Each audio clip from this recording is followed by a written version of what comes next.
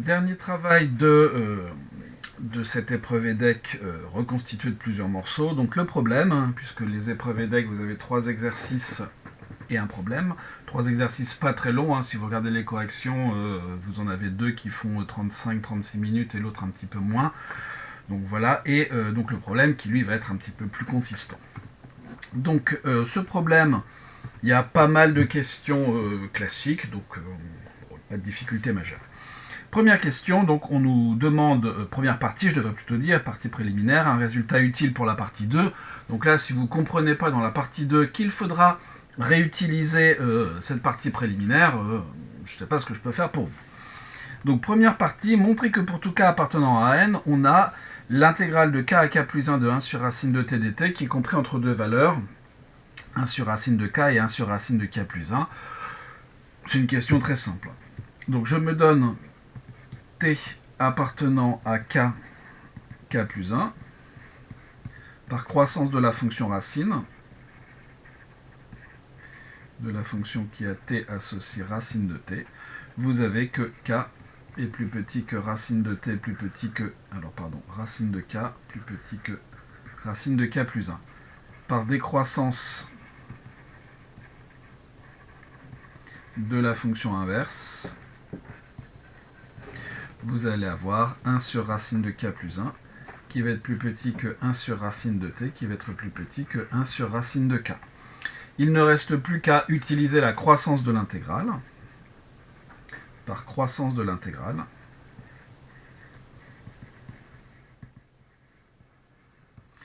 vous allez avoir, donc pour tout k appartenant à n étoiles, 1 sur racine de k plus 1 qui va être inférieur ou égal à l'intégrale entre k, alors pardon, entre k et k plus 1 de ça dt, plus petit que k et k plus 1, j'ai voulu aller un petit peu plus vite que la musique, intégrale entre k et k plus 1 de dt sur racine de k. C'est-à-dire que pour tout k appartenant à n étoiles, vous allez avoir 1 sur racine de k plus 1, intégrale de k à k plus 1 de dt, plus petit que intégrale de k à k plus 1 de dt sur racine de t, plus petit que 1 sur racine de k, intégrale de k à k plus 1 de dt. Et cette intégrale, elle vaut 1. En fait, elle vaut k plus 1 moins k, elle vaut 1. D'où conclusion. Pour tout k appartenant à n étoiles, 1 sur racine de k plus 1 est inférieur ou égal à l'intégrale de k à k plus 1 de dt sur racine de t inférieur ou égal à 1 sur racine de k. Cette propriété-là, on l'a déjà trouvée dans d'autres sujets et on a réussi à le faire sans difficulté. En même temps, il n'y en a pas vraiment de difficulté. Question B. En déduire pour toute une antinaturelle supérieure ou égale à 2 que on a cette chose-là. Bon, bah très bien. On va donc faire la somme. On a donc pour tout n supérieur ou égal à 2, la somme pour k allant de 1 à n des 1, alors on va aller à n-1, des 1 sur racine de k plus 1, inférieur ou égal à la somme pour k allant de 1 à n-1 de ces intégrales, inférieur ou égal à la somme pour k allant de 1 à n-1 des 1 sur racine de k. Donc j'ai choisi n-1 pour faire apparaître directement ici cette somme. Ensuite, il n'y a plus qu'à faire les choses. Donc on va utiliser un petit changement d'indice. Donc on va voir ici la somme pour i, pourquoi je mets égal, j'en sais rien, allant de 2 à n, des 1 sur racine de i, en posant i égale k plus 1, inférieur ou égal à cette somme. Donc la somme des intégrales, on va avoir l'intégrale qui part de la plus petite valeur de k à, pour k allant de k plus 1, pardon, n-1, n-1 plus 1, donc à n, de dt sur racine de t, plus petite que la somme pour k allant de 1 à n-1 des 1 sur racine de k. Conclusion. pour tout n supérieur ou égal à 2, alors pourquoi supérieur ou égal à 2 à cause de cette somme. Eh bien, on a la somme pour k allant de 2 à n des 1 sur racine de k, qui va être plus petite que l'intégrale de 1 à n. Ici, c'est par relation de Charles, on peut dire. Des 1 sur racine de t dt, plus petit que la somme pour k allant de 1 à n moins 1, des 1 sur racine de k. Là non plus, pas de difficulté, question très classique. On peut passer à la question 2. Question 2.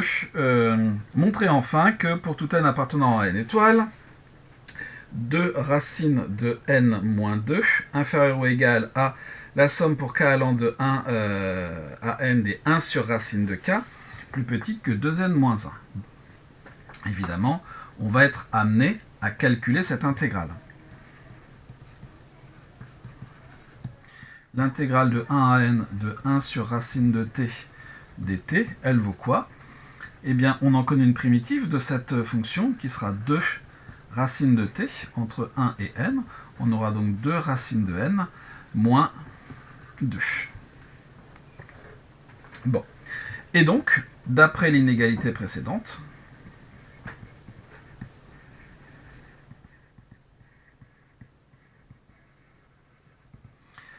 on va donc avoir 2 racines de n moins 2 qui va être plus petit que la somme pour k allant de 1 à n moins 1 des 1 sur racine de k. Bon. Par ailleurs, si on regarde bien ici, par ailleurs, toujours d'après l'inégalité précédente,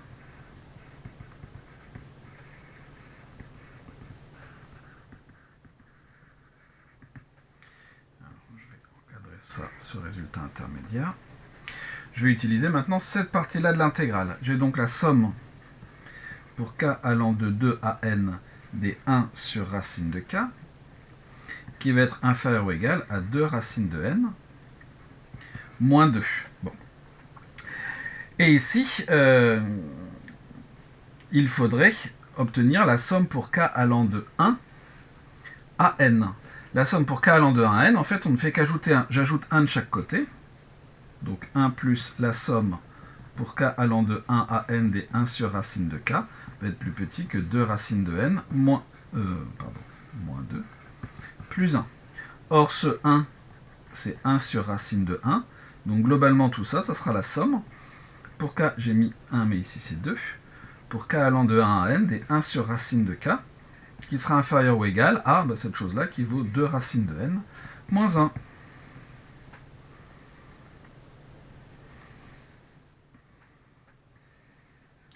En regroupant 1 et 2,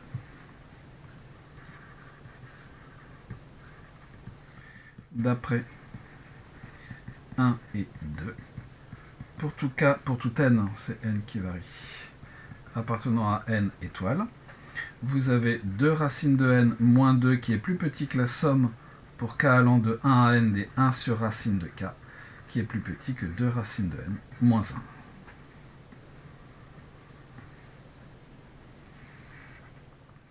Et on a terminé la partie préliminaire. On va s'intéresser à la partie 1, qui va traiter d'une notion que l'on ne connaît pas, mais qui nous est expliquée, la notion de convergence complète. Une suite de variables aléatoires définie sur un espace probabilisé, une variable aléatoire x, elle aussi définie sur le même espace probabilisé.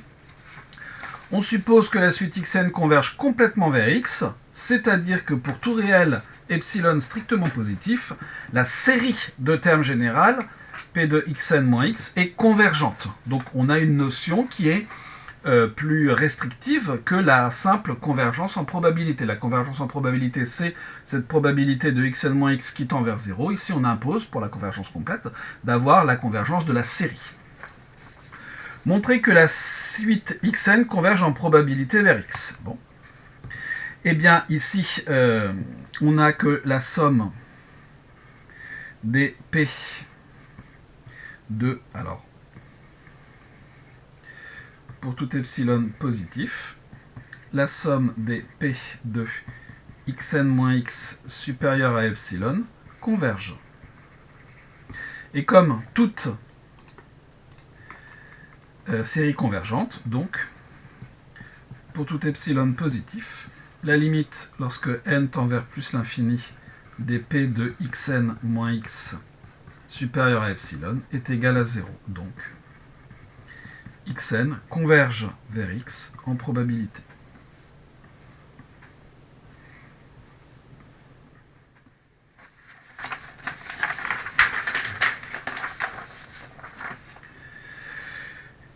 Question 2. On se propose dans cette question d'étudier un exemple montrant que la réciproque de cette propriété est fausse, c'est-à-dire évidemment que si jamais xn converge en probabilité vers p, alors xn ne converge pas forcément, complètement vers p. Alors pour ce faire, on considère une suite de variables aléatoires et indépendantes suivant toute la loi de Poisson de paramètres 1 sur n. Bon. Déterminer la probabilité que yn soit supérieur ou égal à 1. Donc déjà, on a que yn, je vais me donner n appartenant à n étoiles, yn suit la loi de Poisson de paramètres 1 sur n.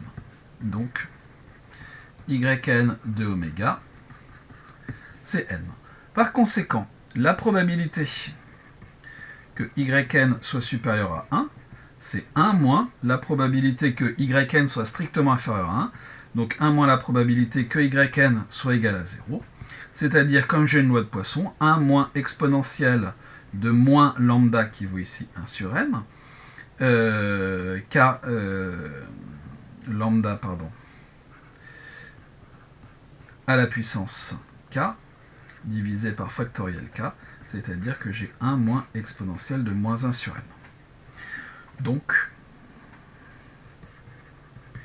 pour tout n appartenant à n étoiles, la probabilité que yn soit supérieur ou égal à 1 est égale à 1 moins exponentielle de moins 1 sur n.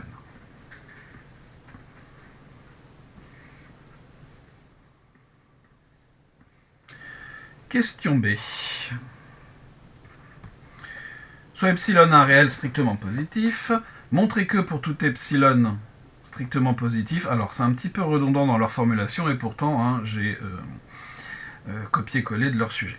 Donc montrez que pour tout epsilon strictement positif, la probabilité que yn soit supérieur à epsilon est inférieure à 1 moins exponentielle de moins 1 sur n. Bon. Soit epsilon strictement positif, la probabilité que yn soit supérieur ou égal à epsilon, bon, ça sera 1 moins la probabilité que yn soit strictement plus petit que epsilon. C'est-à-dire 1 moins la fonction de répartition de yn en... c'est une variable discrète, donc on va avoir ça.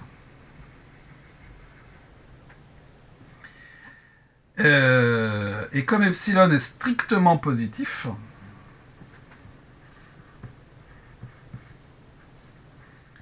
donc yn inférieur à epsilon, cet événement-là, il va être inclus dans yn égale 0.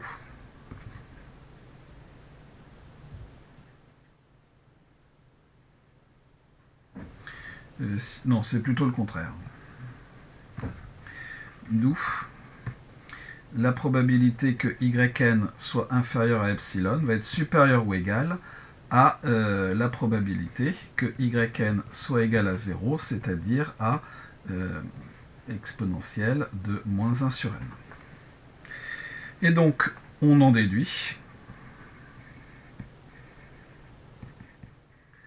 que la probabilité que yn soit supérieur à epsilon sera inférieure à 1 moins exponentielle de moins 1 sur n, à cause ici de cette chose-là, et comme j'ai multiplié par moins 1, ça me change mon sens de l'inégalité. Évidemment, une probabilité étant toujours positive, on a pour toute probabilité, on a également la probabilité d'avoir yn supérieur à epsilon qui est supérieur à 0.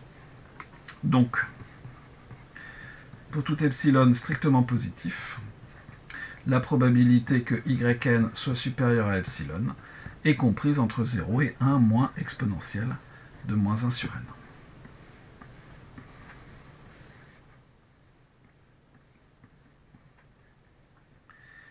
Question C. En déduire que la suite yn converge en probabilité vers la variable aléatoire nulle. Bon. On va étudier la limite de cette chose-là. Moins 1 sur n va tendre vers 0 lorsque n tend vers plus l'infini, donc par composition. Exponentielle de moins 1 sur n va tendre vers 1 lorsque n tend vers plus l'infini. D'où la limite lorsque n tend vers plus l'infini de 1 moins exponentielle de moins 1 sur n existe et vaut 0 par le théorème des gendarmes.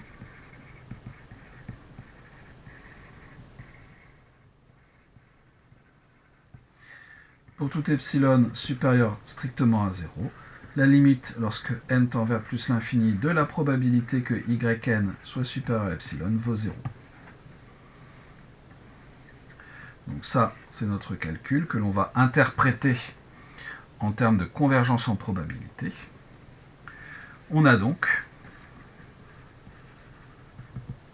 pour tout epsilon positif, la limite lorsque n tend vers plus l'infini de la probabilité d'avoir yn moins 0 supérieur à epsilon est égale à 0. Donc, yn converge en probabilité vers une variable aléatoire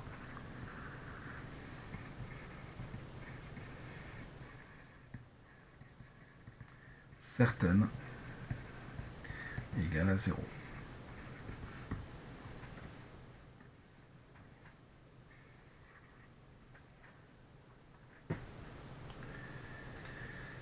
Ensuite, question D. Utilisez la valeur de P de yn supérieure à 1 pour en déduire que la suite yn ne converge pas complètement vers la variable aléatoire certaine nulle. Bon. Qu'est-ce qu'on doit démontrer? On doit donc montrer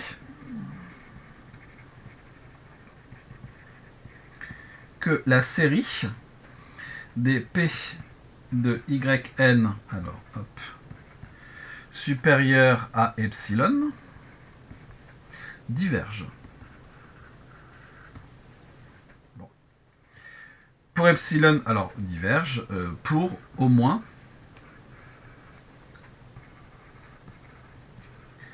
une certaine valeur de epsilon. Et ce que l'énoncé nous suggère, c'est de choisir comme valeur de epsilon, pas n'importe laquelle, mais de choisir la valeur égale à 1. Alors, qu'est-ce qui va se passer là-dedans si jamais on prend 1? Donc, on va s'intéresser à la série somme des P de yn supérieure ou égale à 1, c'est-à-dire la somme des, on l'a calculé, c'est 1 moins exponentielle de moins 1 sur n. Bon.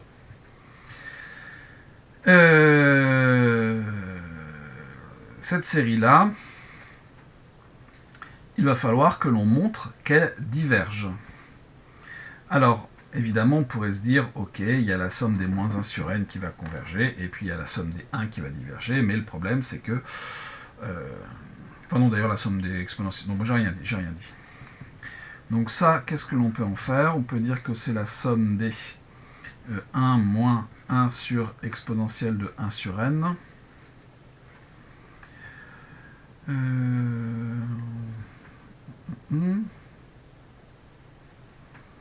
C'est-à-dire qu'on va voir la somme des exponentielles de 1 sur n moins 1, le tout sur exponentielle de 1 sur n. Est-ce que c'est vraiment utile? Je ne suis pas sûr. Il faudrait montrer que cette chose-là est plus grand qu'une série qui diverge.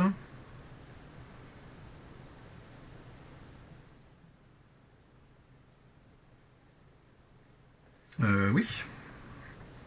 Or, en plus l'infini, exponentielle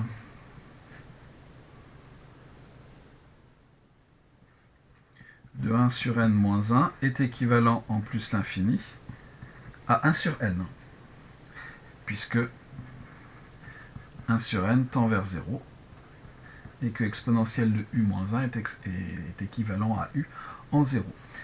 Par ailleurs,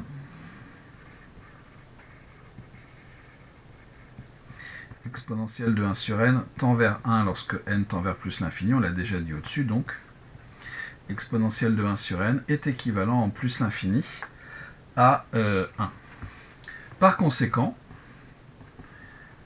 on a que exponentielle de 1 sur n moins 1 sur exponentielle de 1 sur n va être équivalent en plus l'infini à 1 sur n. Or, la série somme des 1 sur n diverge. De plus, si je prends n appartenant à n, vous avez moins 1 sur n qui est né, alors n étoile, moins 1 sur n est négatif, donc exponentielle de moins 1 sur n va être inférieur ou égal à exponentielle de 0, c'est-à-dire à 1, donc 1 moins exponentielle de moins 1 sur n est supérieur ou égal à 0. Pourquoi c'est important? Parce que je ne peux utiliser mon critère de comparaison, mon critère d'équivalence, que pour des séries à termes positifs. Par équivalence de séries, alors je vais dire plutôt par critère d'équivalence,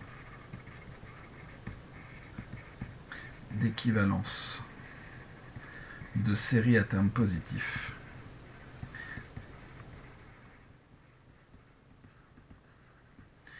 La série des P de yn supérieur ou égal à 1 diverge. Conclusion.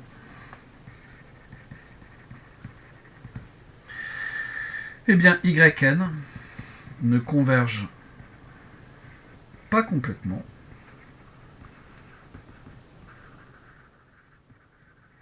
vers la variable certaine nulle.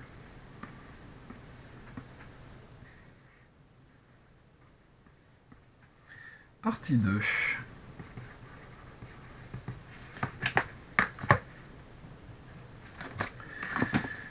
Dans cette partie, on considère une suite de variables aléatoires, toutes définies sur le même espace, telles que bk suit la loi de Bernoulli de paramètres 1 sur racine de k. On suppose que les variables aléatoires sont 2 à 2 indépendantes.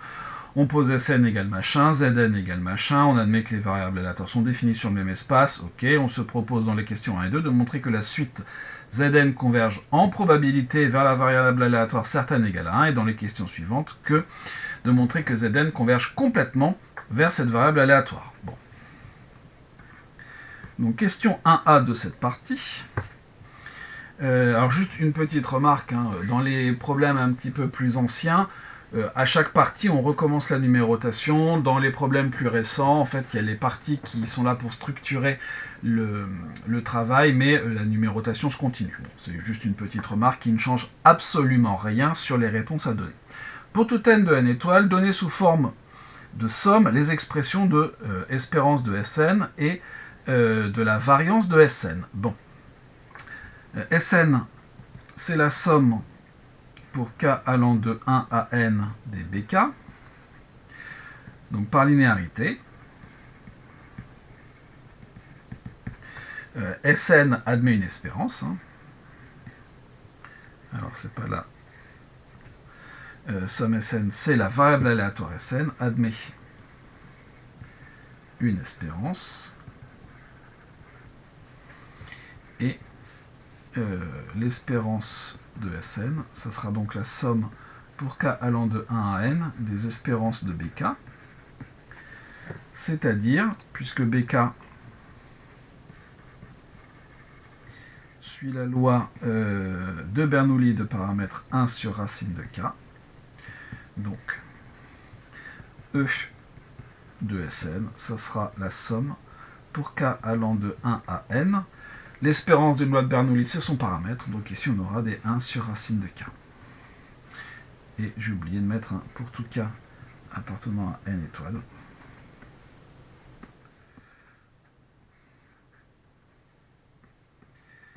La variance maintenant. Les variables étant indépendantes. Alors c'est 2 à 2 ou je ne sais plus. 2 à 2 indépendantes. Mais ça me suffit pour la variance. La variance pour tout n appartenant à n étoiles. La variance de Sn, ça sera donc la somme pour k allant de 1 à n des variances de bk. C'est-à-dire que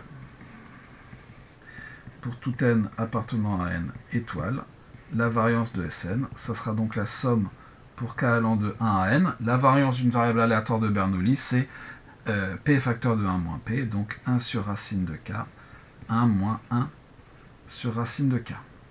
C'est-à-dire la somme pour k allant de 1 à n. Ici, vous allez avoir racine de k moins 1 sur k. Je ne sais pas quelle sera l'expression la plus intéressante, mais en tout cas, en voilà deux. Exprimée sous forme de somme, comme on nous le demandait. Petit b.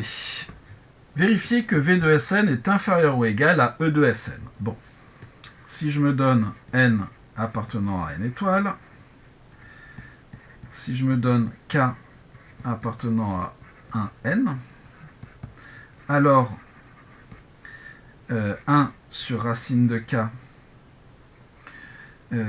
est inférieur ou égal à 1. Donc 1 moins 1 sur racine de k va être compris en fait entre 0 et 1. Alors,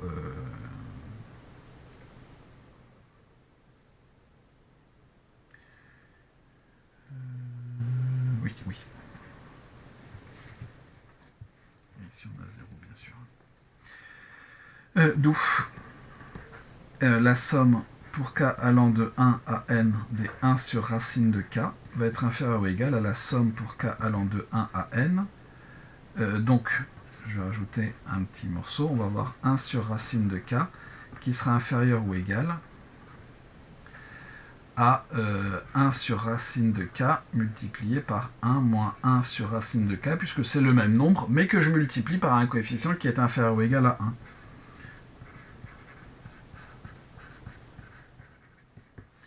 Conclusion. Pour tout n appartenant à n étoiles, la variance de Sn est inférieure ou égale à l'espérance de Sn.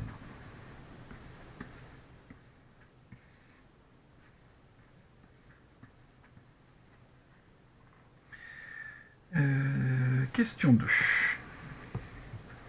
Montrer que P de Zn moins 1 supérieur à epsilon est inférieur à quelque chose.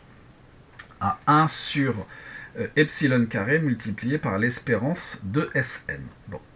Qu'est-ce que c'est que Zn? Zn, c'est Sn divisé par l'espérance de Sn. On peut remarquer que Zn, alors comme Sn admet une espérance et une variance,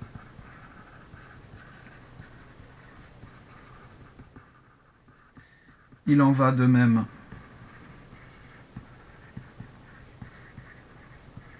pour Zn et l'espérance de Zn, ça sera l'espérance de Sn sur E de Sn, mais l'espérance de Sn, c'est une constante, donc je peux la sortir.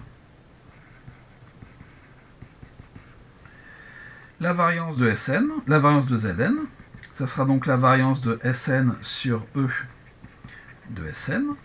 Je peux sortir linéarité ou pas, indépendance ou pas, je peux sortir ce coefficient-là qui est un coefficient réel, donc qui sort pour la variance au carré.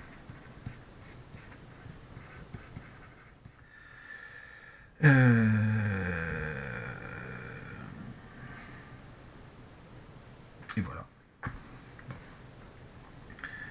Alors, S, UT, dit-il. Oui, oui. Et donc, d'après l'inégalité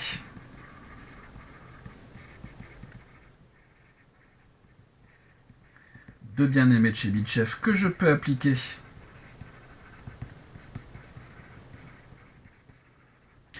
puisque j'ai une variable aléatoire qui admet une espérance et une variance. Pour tout epsilon positif, vous avez la probabilité d'avoir Zn moins son espérance, supérieure à epsilon, qui sera inférieure ou égale à la variance de Zn divisé par epsilon carré. C'est-à-dire la variance de Sn sur epsilon carré multiplié par E de Sn au carré, qui sera plus petit que l'espérance de Sn divisé par epsilon carré E de Sn au carré, d'après une question que l'on vient de faire, d'après 1b. D'où, on va faire une nouvelle page, d'où, pour tout epsilon positif, la probabilité d'avoir Zn moins son espérance qui vaut 1, supérieur à epsilon, sera inférieure ou égale à, je simplifie par l'une des deux espérances, et je vais obtenir 1 sur epsilon carré E de Sn.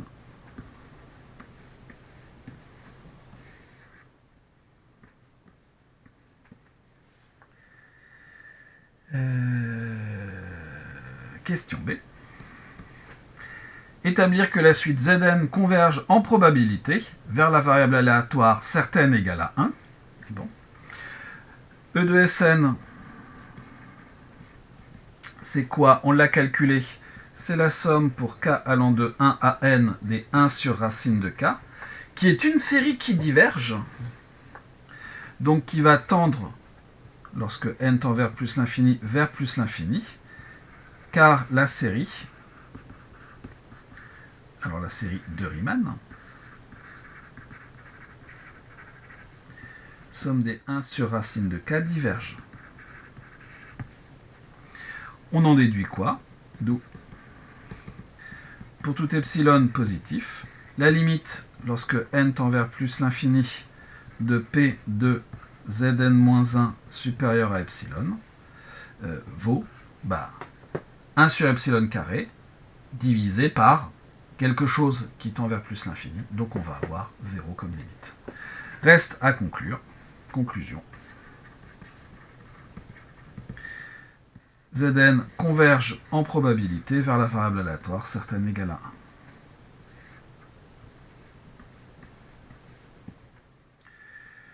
1. Et on a terminé la question 2.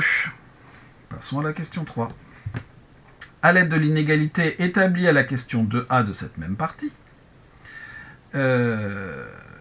montrer que la série de termes générale P de Zn puissance 4 moins 1 supérieur à epsilon est convergente. Bon. D'après la question 2a, la probabilité que Zn puissance 4 moins 1 soit supérieur ou égal à epsilon va être inférieur ou égal à 1 sur epsilon au carré, espérance de Sn puissance 4. On n'a pas besoin de parenthèse ici. Or, E de Sn puissance 4, c'est quoi? C'est la somme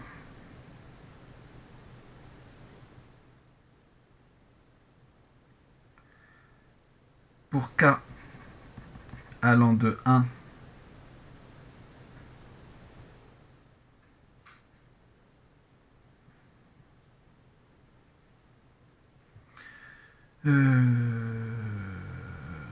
à n puissance 4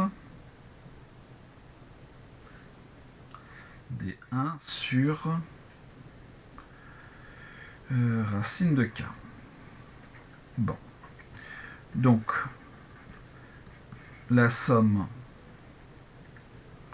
pour n allant de 1 pour n supérieur ou égal à 1 des P de valeur absolue de Zn puissance 4 moins 1 supérieur ou égal à epsilon.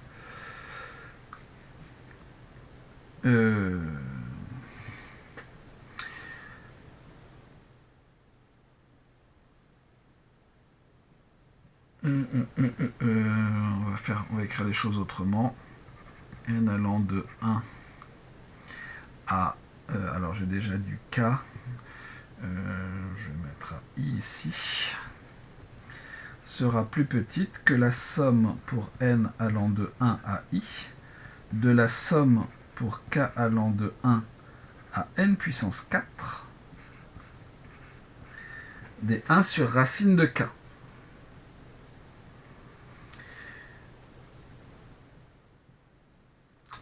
Ok.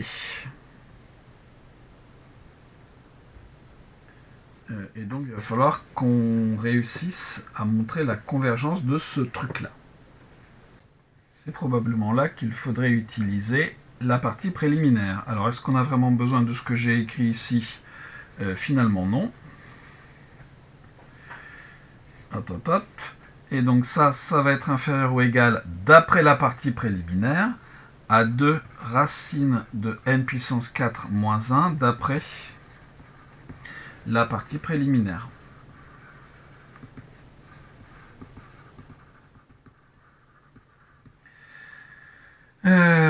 Or, 2 racine de n puissance 4 moins 1,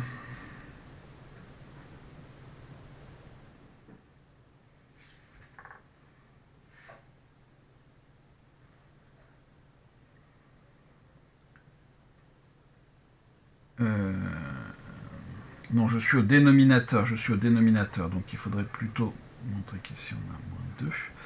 Oui. D'où, or, 2 racine de n puissance 4 moins 2, ça va nous faire 2n carré moins 2. Par conséquent, la probabilité d'avoir Zn4 moins 1 supérieur à epsilon va être inférieure ou égale à 1 sur epsilon carré, facteur de 2n2 moins 2. Bon. Or, la somme... 1 sur epsilon carré, facteur de 2n carré moins 2 équivaut en plus l'infini à 1 sur 2 epsilon carré multiplié par 1 sur n carré. Et la série des 1 sur n carré converge. Par équivalence et comparaison, série à terme positif,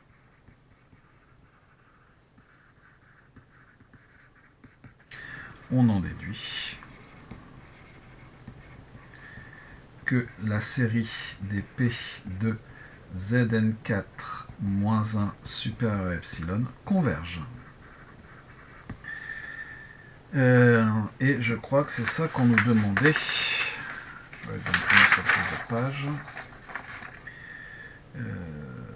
Et convergente, oui, c'est ça qu'on nous demandait.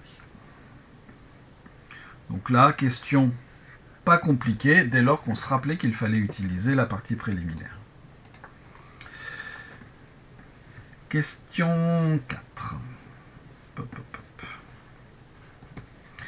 On désigne par En la partie entière de n puissance 1 quart. On a donc En à la puissance 4 inférieur ou égal à n, inférieur ou égal à En plus 1, le tout à la puissance 4. Bon, c'est une histoire de partie entière. Montrer que pour tout n appartenant à n étoile, on a cette chose-là. Très bien. Alors, Zn c'est Sn sur l'espérance de Sn.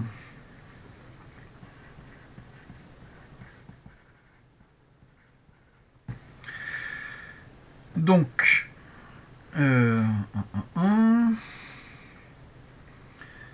Zn va être égale à Sn sur E de Sn. Très bien.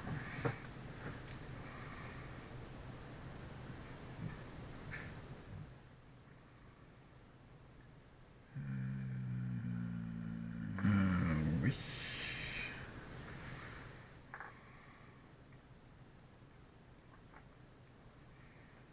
Et donc, il faudrait faire intervenir du n à la puissance 1 quart à la puissance 4. Ok. Touc.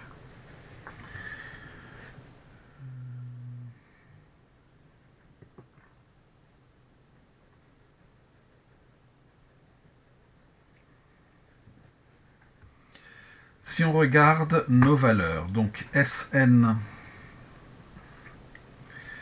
S, En à la puissance 4, c'est quoi? C'est donc la somme pour k allant de 1 à En à la puissance 4 dBk.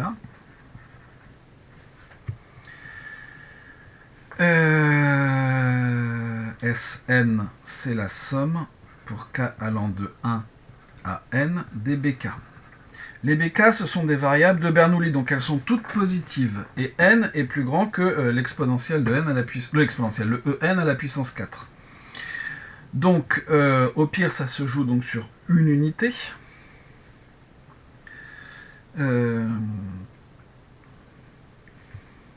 Comme En à la puissance 4 est inférieur ou égal à n, la première somme comporte éventuellement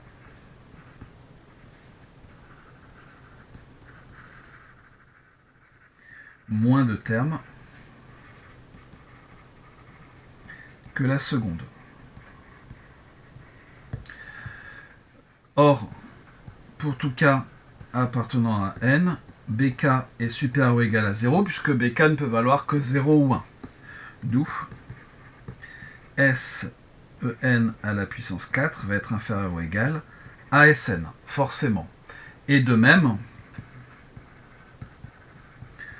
on a que Sn va être inférieur ou égal à Sen plus 1 le tout à la puissance 4, puisque n est inférieur ou égal à En plus 1 à la puissance 4. Alors, l'inégalité est stricte, mais comme on peut rajouter des zéros ici, ça nous fait bien 1 ou égal. Conclusion, on a Sen à la puissance 4 inférieur ou égal à Sn, inférieur ou égal à Sen plus 1.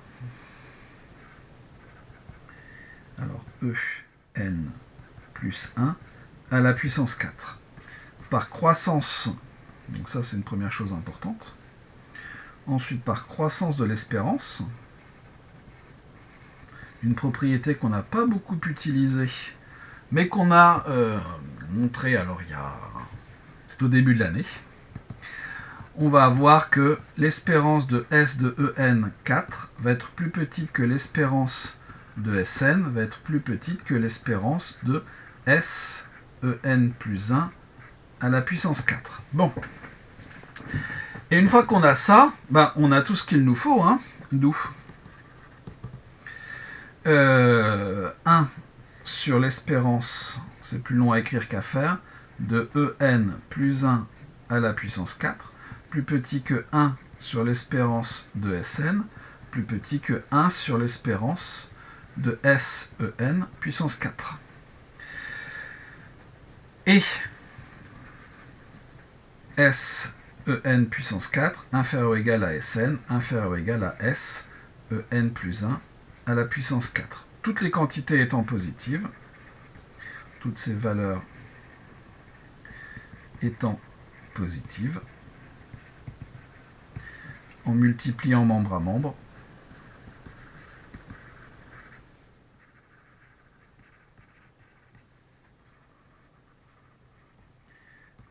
on a S de En4 sur E de S En plus 1 puissance 4, plus petit que Sn sur E de Sn, c'est-à-dire Zn, plus petit que S En plus 1 à la puissance 4 sur l'espérance de S de En puissance 4. Et ce pour tout n appartenant à n étoiles. Ah, une première question qui demandait un peu de réflexion. 4b. En déduire que pour tout n appartenant à n étoiles, on a... Bon, bah, si on regarde bien les choses, finalement, on multiplie à gauche par z de En de En4 et à droite par z de En plus 1 à la puissance 4. Bon. Donc pour ce faire, évidemment, on va regarder ce qui se passe. Alors, qu'est-ce que c'est que ce z de En à la puissance 4 ? C'est par dire soit n appartenant à n étoile. Ce z de En à la puissance 4, qu'est-ce que c'est ? Ce z de En à la puissance 4, c'est un S de En à la puissance 4 divisé par l'espérance de S de En à la puissance 4. Bon, évidemment, pour z de En plus 1, on va avoir la même chose. C'est-à-dire que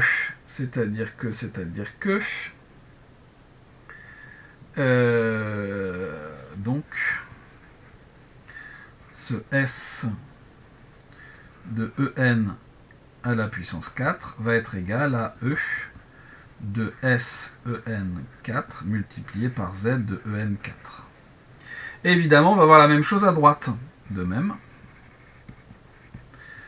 Z de En plus 1 à la puissance 4 va être égal à S de En plus 1. Alors, j'ai pas mis donc de En plus 1 à la puissance 4 divisé par l'espérance de S de En plus 1 à la puissance 4. La notation n'est pas top. Hein. Donc là aussi, on va avoir que S de En plus 1 à la puissance 4, c'est cette espérance.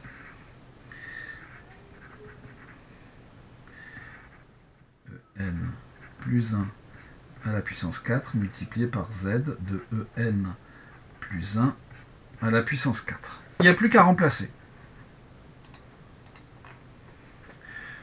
Donc, pour tout n appartenant à n étoile, vous allez avoir, là-dedans on remplace ça par ça par ça, et on a ce que l'on veut.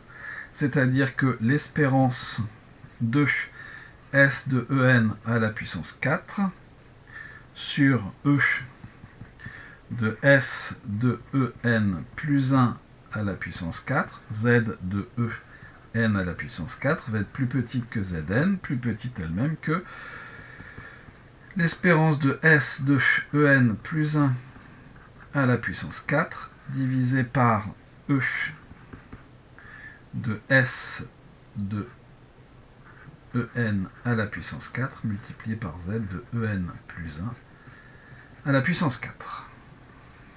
L'écriture, encore une fois, hein, c'est En plus 1 à la puissance 4. C'est pas top. On a fini la question 4b. On entame la dernière question du problème. Donc question 5a. Établir que la limite de E de Sn plus 1 à la puissance 4 sur E de Sn sur E de S de En à puissance 4 vaut 1. Bon. Alors, qu'est-ce que l'on va obtenir là-dedans ? Il va falloir qu'on soit capable d'avoir une idée de ce que c'est que cette espérance. Bon. L'espérance de S de En à la puissance 4, c'est quoi ? C'est la somme pour k allant de 1 à En puissance 4 des 1 sur racine de k. Bon. Cette chose-là, alors en plus l'infini, on va avoir du 2 racines de n, ça va être équivalent à 2 racines de n. Pourquoi? Eh bien, d'après la question, d'après la partie préliminaire, en fait. Hein. Or, cette chose-là, d'après la question 2 de la partie préliminaire,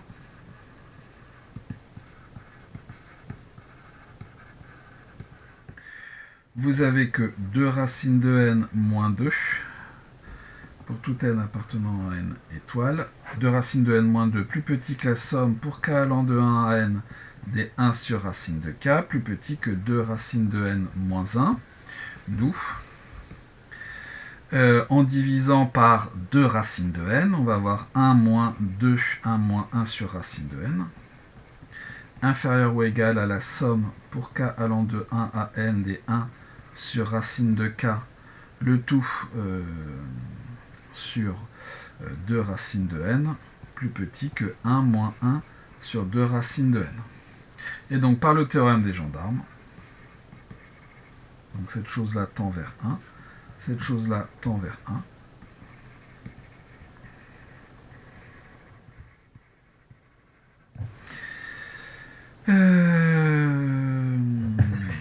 La somme pour k allant de 1 à n des 1 sur racine de k, divisé par 2 racines de n, tend vers 1 lorsque n tend vers plus l'infini, d'où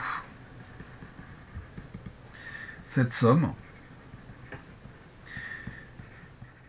va être équivalente lorsque n tend vers plus l'infini à 2 racines de n.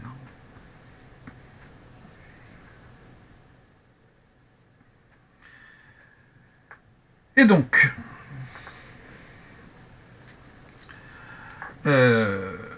l'espérance de Sn, on aurait même pu dire les choses comme ça, hein,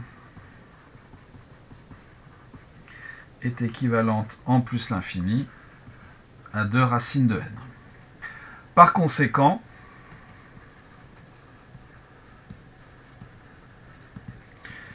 l'espérance de S de En à la puissance 4. Alors, c'est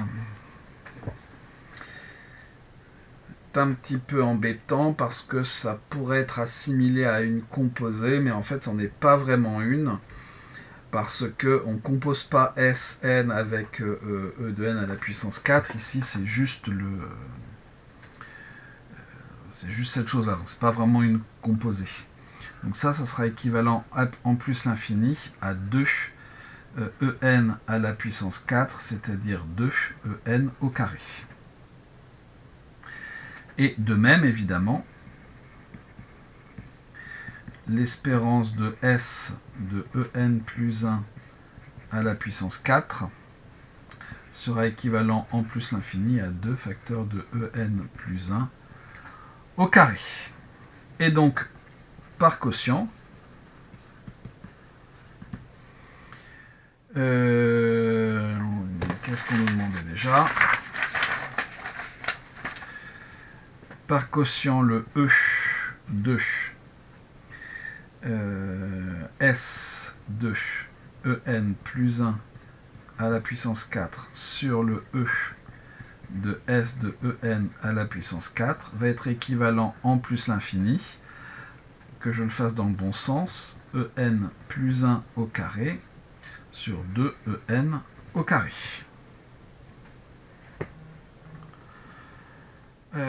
Et donc évidemment le En tend vers plus l'infini. En plus 1 va être équivalent à En. Or, comme En tend vers plus l'infini lorsque n tend vers plus l'infini, vous avez En plus 1 qui est équivalent en plus l'infini à En, d'où 2 facteurs de En plus 1 au carré sur 2 En au carré, on aurait même pu simplifier par 2, va être équivalent en plus l'infini à 1. Conclusion, la limite lorsque n tend vers plus l'infini de l'espérance de S de en plus 1 à la puissance 4 par l'espérance, c'est dans le bon sens, de en à la puissance 4 est égal à 1. Tout ça grâce finalement à la partie préliminaire. Une nouvelle page et on peut passer à la question 5b. En déduire que pour tout réel strictement positif et pour n assez grand, on a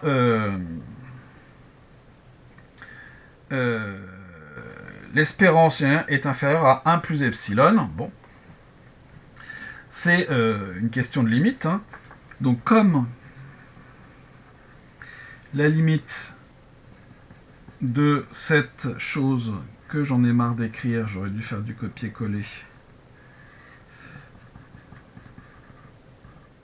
C'est pas Sn, c'est S de En puissance 4 est égal à 1. Alors, pour tout epsilon positif, il existe un certain rang n0 appartenant à n, tel que pour tout n supérieur à n0, ce qui est une façon de dire pour n assez grand, eh bien, la valeur absolue de ce E de S de En plus 1 puissance 4 sur l'espérance de S de En puissance 4 moins 1 est inférieur ou égal à epsilon. C'est la définition de la limite avec des epsilon. Dire que c'est là-dedans, ce qui équivaut à, pour tout epsilon positif, il existe un rang n0 appartenant à n, tel que pour tout n supérieur à n0, eh bien l'espérance de S de En plus 1 puissance 4 sur l'espérance de S de En puissance 4 est compris entre 1 moins epsilon et 1 plus epsilon. Et donc on a bien ce qu'on veut, puisque nous on veut montrer que c'est plus petit que 1 plus epsilon. Bon. Conclusion de cette première partie de la question. Pour tout epsilon positif, pour n assez grand, l'espérance de S de En plus 1 puissance 4 sur l'espérance de S de En puissance 4 est inférieur ou égal à 1 plus epsilon. Première partie de cette question 5b, c'est montré. Deuxième partie de la question, il faut montrer que, où est-ce c'est en bas de la page, cette chose-là est plus grande que 2 plus epsilon sur 2 facteurs de 1 plus epsilon. Bon. On a vu que cette chose-là était comprise entre... c'est dans l'autre sens, Donc, par ailleurs,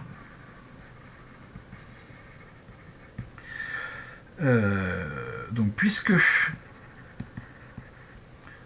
cette limite vaut 1, je fais du copier-coller,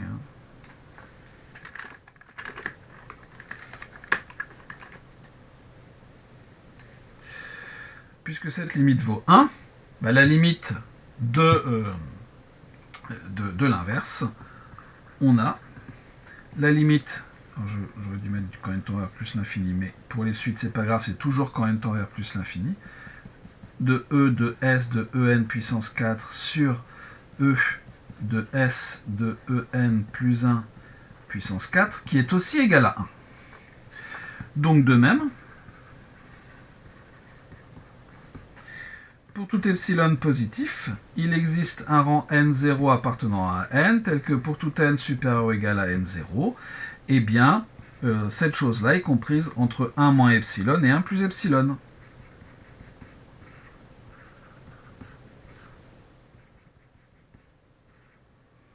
S de En plus 1 à la puissance 4, plus petite que 1 plus epsilon. Bon.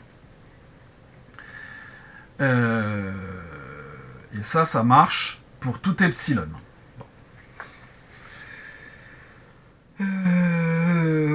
Comment on va faire? On veut du 2 plus epsilon sur 2 facteurs de 1 plus epsilon. évidemment, cette partie-là ne va pas nous intéresser. Le 1 plus epsilon, il faudrait qu'on arrive à le transformer. Alors, on va mettre du epsilon prime ici. Et puis donc, si j'applique ça comme c'est pour tout epsilon positif, donc je vais me donner soit epsilon positif, posons epsilon prime égale, alors pour que ça marche, il me faudrait du epsilon sur 2 facteurs de 1 plus epsilon. De cette façon, on a donc 1 moins epsilon prime, donc là c'est une question qui est un peu compliquée, qui sera 2 facteurs de 1 plus epsilon moins epsilon sur 2 facteurs de 1 plus epsilon, ce qui nous fait 2 plus 2 epsilon moins epsilon, donc on a bien 2 plus epsilon sur 2 facteurs de 1 plus epsilon, donc je ne me suis pas trompé. Conclusion. Pour tout epsilon positif, en posant le epsilon prime égale machin, chose que je ne dis pas, pour n assez grand,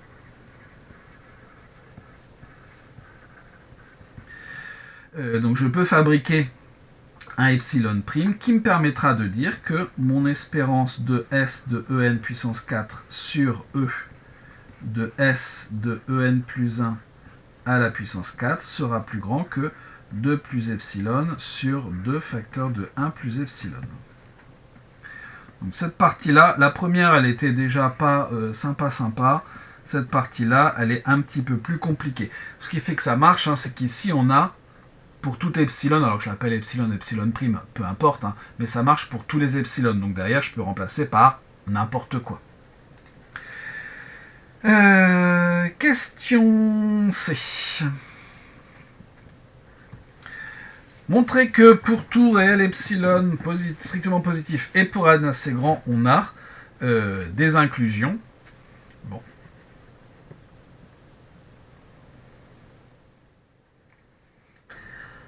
Alors, si je me donne un oméga dans Zn inférieur ou égal à 1 moins epsilon. Alors quoi? Alors, Zn de oméga est inférieur forcément à 1 moins epsilon. Bon. Et si je suis plus petit que 1 moins epsilon, mon Zn, il est comment? Là, c'est là qu'il faudrait probablement utiliser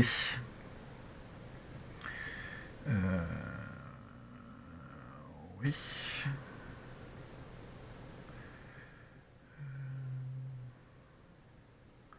Le E de S de n puissance 4.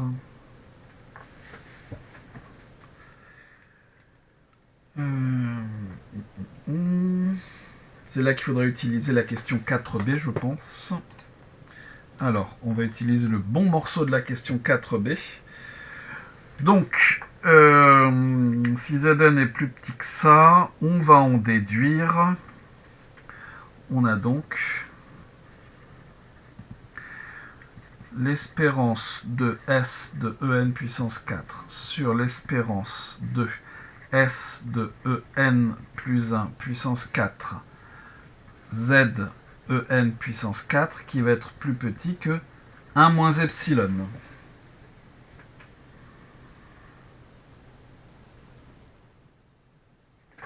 Et donc, alors ici j'ai de oméga, d'où Z En 4 de oméga va être inférieur ou égal à 1 moins epsilon, facteur de l'espérance de S de En plus 1 puissance 4 sur l'espérance de S de En puissance 4. Et cette chose-là, on a vu que c'était plus... Donc ça va être plus petit que 1 moins epsilon, facteur de 1 plus epsilon, parce que tout ce bloc-là est plus petit que 1 plus epsilon, c'est-à-dire 1 moins epsilon carré. Et donc en soustrayant 1, d'où z de En puissance 4 de oméga moins 1 est inférieur ou égal à 1 moins epsilon carré. Conclusion, le Zn inférieur ou égal à 1 moins epsilon est bien inclus dans le Zen 4 moins 1 inférieur ou égal à moins epsilon carré.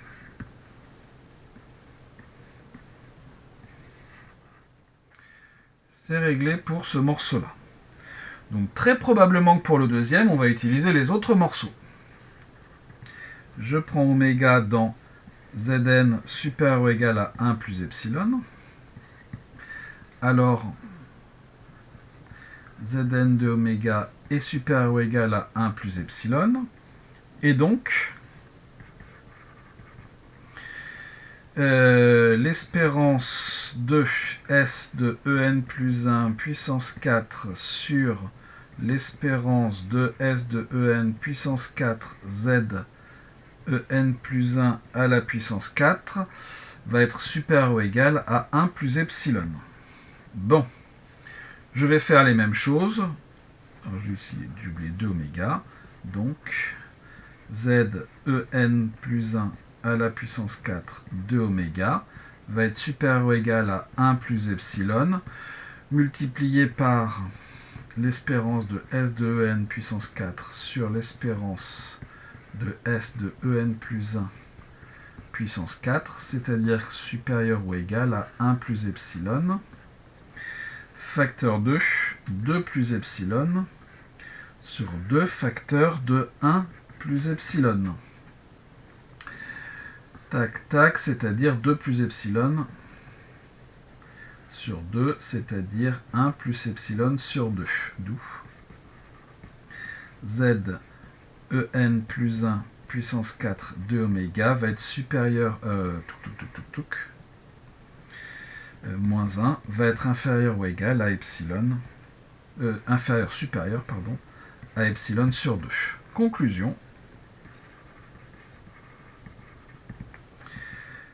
Zn supérieur ou égal à 1 plus epsilon va être inclus dans Z de En plus 1 puissance 4 moins 1 supérieur ou égal à epsilon sur 2. Évidemment pour tout epsilon et n assez grand.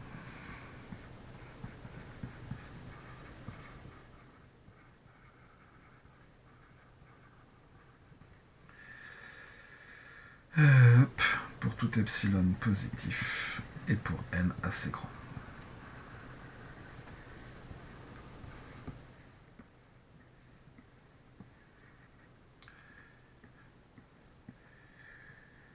Question D. En déduire alors que pour tout réel strictement positif, epsilon est pour n assez grand. Bon, je vais commencer par là, comme ça j'éviterai de l'oublier à la fin. Et n assez grand. Alors, la probabilité que Zn-1 soit supérieur à epsilon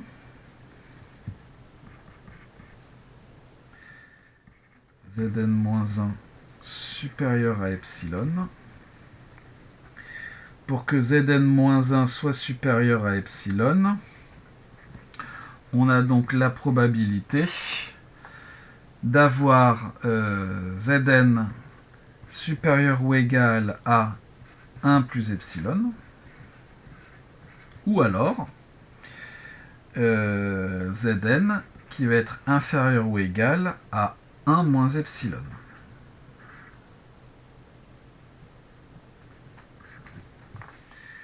Il faut que la distance entre Zn et 1 soit supérieure à epsilon, donc ça ne peut se produire que par là. Évidemment, ces deux événements sont incompatibles. C'est donc la probabilité d'avoir Zn supérieur à 1 plus epsilon plus la probabilité d'avoir Zn inférieur ou égal à 1 moins epsilon par incompatibilité. Vous ne pouvez pas avoir à la fois Zn qui est plus grand que 1 plus epsilon et plus petit que 1 moins epsilon. Et donc, d'après ce qui précède, la première partie va être inférieure ou égale à la probabilité d'avoir Z de En4 moins 1 inférieur ou égal à moins epsilon carré, plus la deuxième, Zn inférieur à moins epsilon, on aura la probabilité que Z de E, je l'ai fait à l'envers, c'est pas grave, ça marche aussi, donc ça change rien, hein. L'addition est tout à fait commutative, mais pour que vous compreniez mieux ce que je vais faire, je l'ai fait à l'envers. C'est pas grave. Donc ici, ça va être mon deuxième. Donc on va avoir Z de E N puissance 4. Je suis en train de recopier le même, ça va pas. Donc c'est le deuxième, c'est celui-là. En plus 1 à la puissance 4 moins 1, supérieur ou égal à epsilon sur 2. Bon. Pouf. Alors,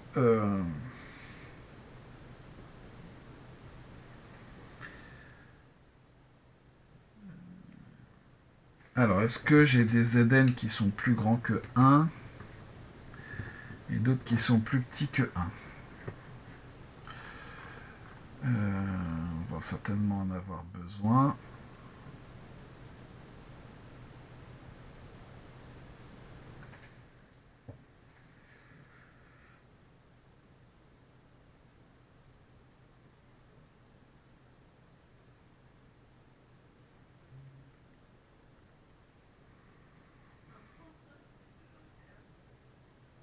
C'est pas égal, mais au pire, c'est inclus dedans. Hein. Or, Z de En4 moins 1 inférieur ou égal à moins epsilon carré va être inclus, quand je mets la valeur absolue, à Z de En4 moins 1 inférieur ou égal à epsilon carré. Cet ensemble-là contient trivialement celui-là, hein, avec la valeur absolue. Il y a peut-être d'autres éléments dedans, mais c'est pas grave, c'est une inclusion. Et Z de En plus 1 puissance 4 moins 1 supérieur ou égal à epsilon sur 2, bah lui aussi, pour les mêmes raisons, va être inclus dans la même chose avec des valeurs absolues.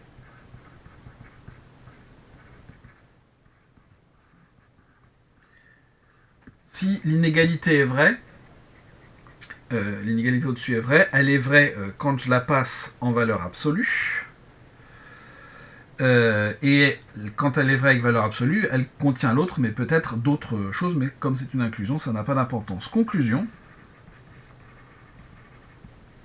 la probabilité d'avoir Zn-1 supérieur à epsilon est plus petite que la probabilité d'avoir Z de En plus 1 à la puissance 4 moins 1 supérieur à epsilon sur 2, plus la probabilité d'avoir Z de En4 moins 1 supérieur ou égal à epsilon carré. Ces dernières questions, elles sont un petit peu plus...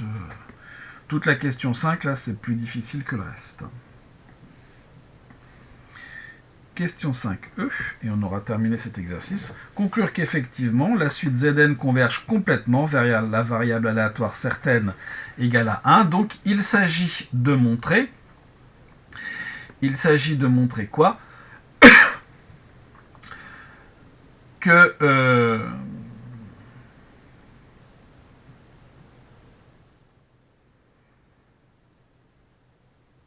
il s'agit de montrer que la série converge.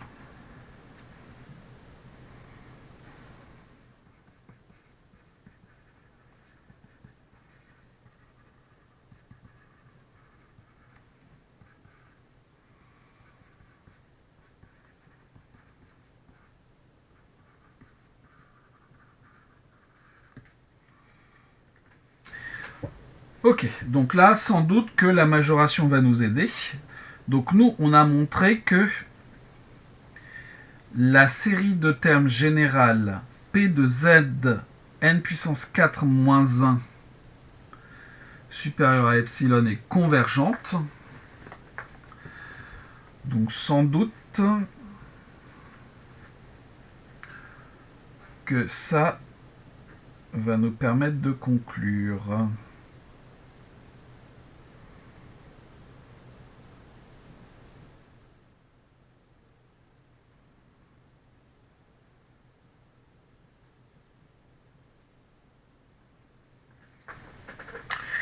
Alors, il faudrait utiliser probablement la question 3.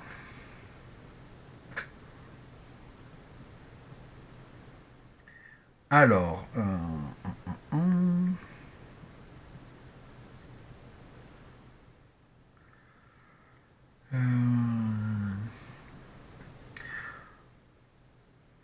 comme c'est pour tout epsilon, donc d'après la question 3, la probabilité d'avoir z n puissance 4, donc la série ici, des p de z n4 moins 1 supérieur à epsilon carré converge. Puisque c'était pour tout epsilon. Bon.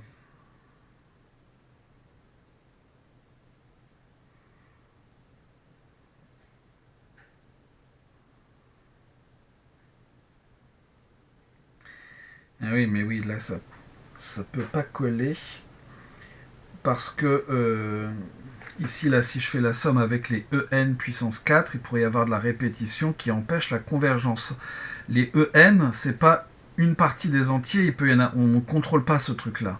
Donc c'est très embêtant, on ne peut pas utiliser directement la question 3 et la question 5D. Vrai mais inutilisable.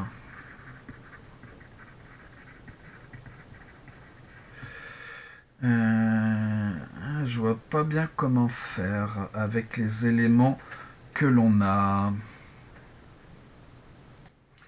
Bon, du coup, je ne voyais pas comment faire avec ce qu'il y avait là-dedans. Et pour cause, je suis allé regarder le corrigé officiel pour voir comment on pouvait faire avec les éléments de l'énoncé. Et je vous lis le corrigé officiel, donc donné par les decks, qu'ils disent en fait qu'on ne peut pas répondre à la question 5E. Donc on n'a pas l'affaire. Voilà, qui disent que la domination trouvée à la question 5D ne permet malheureusement pas de conclure. Donc ce qui veut dire que ils ont fait le sujet, enfin ils n'ont pas vraiment fait le sujet. Alors c'est vrai que moi quand je l'ai donné, je ne l'ai pas fait intégralement non plus. Je l'ai lu et en regardant la question, je me suis dit bon bah avec la question 5D juste avant et la question 3, ça va marcher et bah, quand on l'écrit, on se rend compte que ça marche pas. Voilà, bah écoutez, désolé pour cette question 5E si jamais il y en a qui étaient arrivés jusque-là.